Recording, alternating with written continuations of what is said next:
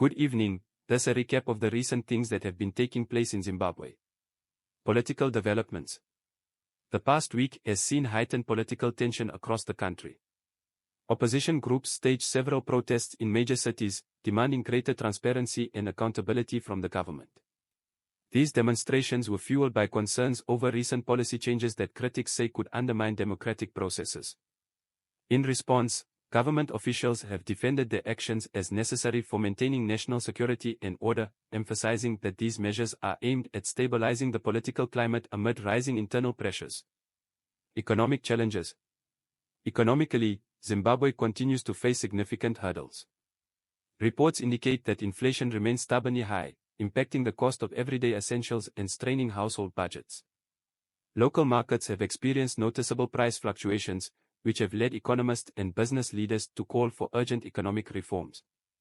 The central bank has reiterated its commitment to tackling these issues, promising policy adjustments and enhanced collaboration with international financial institutions to stabilize the economy. Public health initiatives. On the public health front, authorities have been proactive in addressing a recent uptick in seasonal illnesses. In response, health officials launched community outreach programs aimed at increasing public awareness about preventive care and vaccination.